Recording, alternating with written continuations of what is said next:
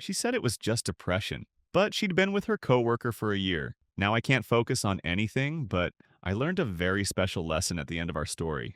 I've never been the type to post something like this, but today, sitting at my desk at work, pretending to read an email I've opened 5 times, I realized I just can't pretend anymore. Everything feels like a dream, like I'm floating just above myself, watching someone else's life crash and burn. And the worst part, I can't even scream. I can't let it out. I just have to keep moving. Like everything's okay. But it's not. It's not okay. Because just a few days ago, the woman I loved, the woman I trusted with everything, looked me in the eye, broke down crying, and told me something that shattered me to my core. For the past year, that she's been seeing someone else. And not just seeing, she'd been with him, physically, intimately.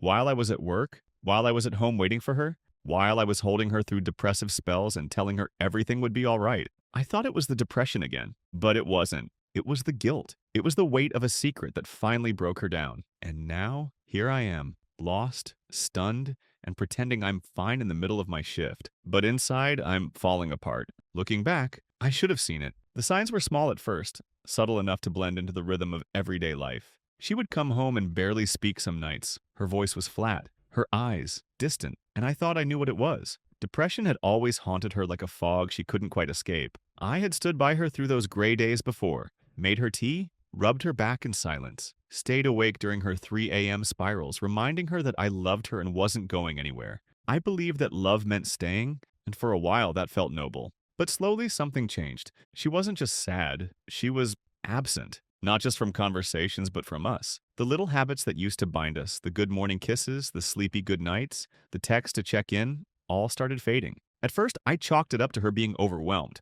Her job was demanding. Overnight shifts at a facility that ran 24/7. Long hours, cold lighting, constant pressure. I told myself that she just needed space, time to decompress. I even offered to take more responsibility at home.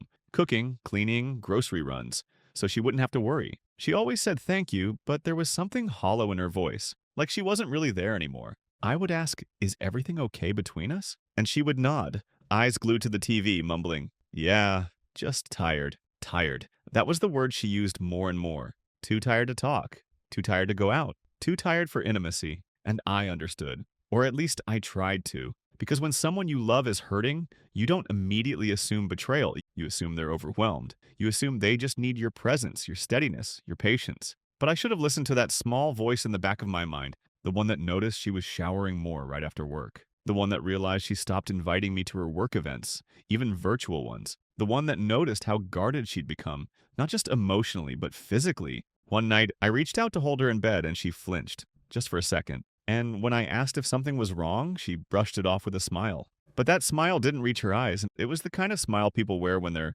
hiding something. Still, I didn't push because I didn't want to believe it. And then it happened. It was a Thursday. I remember because we usually had dinner together on Thursdays before her night shift. I cooked her favorite, pasta with homemade garlic bread. And when she walked through the door, I knew something was off immediately. She looked pale. Her lips were trembling. She didn't say a word, just dropped her bag on the floor and sat at the edge of the couch. I sat beside her, asked if she was okay. She nodded, eyes watering. It's just the depression again, I said gently. Want to talk about it? And that's when she broke. It wasn't just crying, it was full-body sobs, the kind that shake your chest and make it hard to breathe. I wrapped my arms around her, whispering it was okay, that she was safe, that we'd get through it like we always did. But she pulled away. I need to tell you something, she whispered. What followed felt like a punch I never saw coming. Each word out of her mouth chipped away at my reality. I've been seeing someone else. From work. For almost a year. Time stopped. I didn't speak.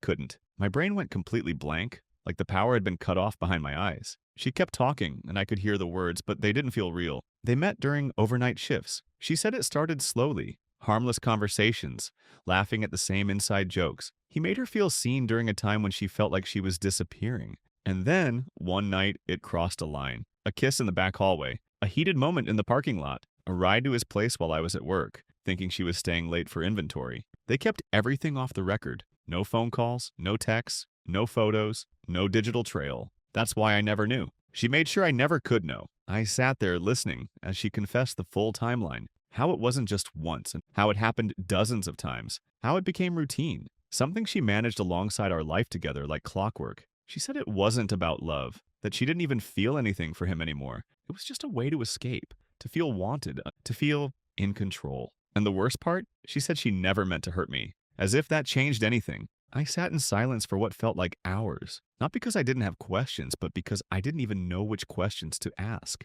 How do you respond when your entire reality is ripped apart mid-sentence? Everything I thought I knew, every moment I thought was real, suddenly felt like a lie. I remembered the nights I stayed up late, making sure she had a hot meal before work. The texts I sent saying, "Be safe, I love you." The long talks about our future, and I kept thinking, was she already planning to see him again while I was saying those things? The betrayal wasn't just physical, it was spiritual, emotional. It was the loss of trust, the undoing of every small kindness I thought meant something. Eventually, I stood up. My legs were trembling, and all I could say was, "Why?" She cried harder, said she didn't know, that she felt broken, that she hated herself. I didn't yell, I didn't throw anything. I just stood there absolutely hollow, because there's something about silent betrayal that hurts more than anger ever could. It creeps into your lungs, makes it hard to breathe. It robs you of your sense of reality. I left the house that night. I didn't pack a bag. I just grabbed my keys and drove. I didn't even know where I was going. I ended up in a parking lot near the beach, staring at the waves through the windshield,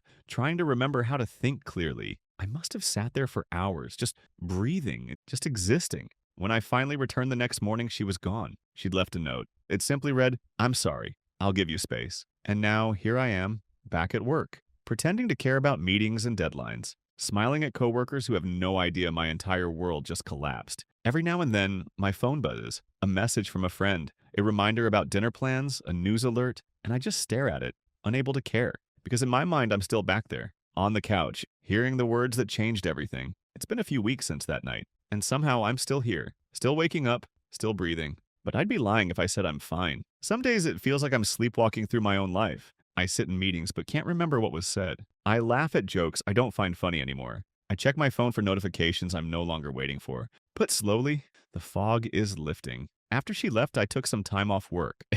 Told my manager I needed a personal break. I packed a small bag, stayed with an old college buddy who didn't ask questions, just gave me space and a spare room. The silence was both my enemy and my medicine. I'd lie awake at night replaying our conversations, our shared dreams, all the moments that now felt tainted by her choices. But then I started doing something different. Instead of asking why she did it, I started asking why I ignored the signs, why I kept pouring love into someone who was slowly pulling away. And that's when I realized something. I wasn't just grieving her. I was grieving the version of me who believed love could fix everything, who thought loyalty would always be enough. I've started therapy. It was hard at first, talking to a stranger about things I couldn't even say out loud to myself. But little by little, I'm rebuilding. Not so I can get back to who I was, but so I can become someone stronger, wiser, more whole. She's reached out a few times, a message here and there. Nothing dramatic, just thinking of you or hope you're okay. I haven't replied, not because I hate her, but because I finally understand that closure isn't about getting answers.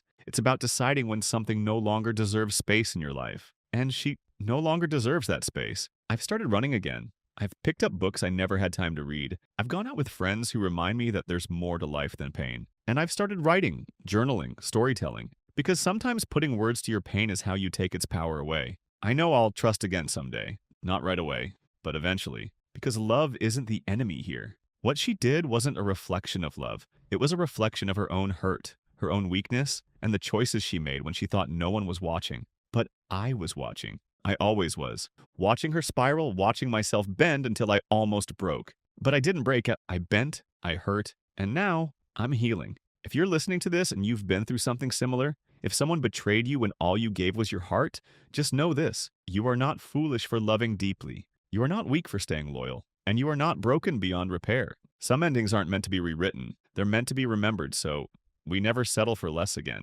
And this chapter, it's not the end of my story. It's the beginning of a better one. If you like to watch more videos, please hit the subscribe button and notification bell.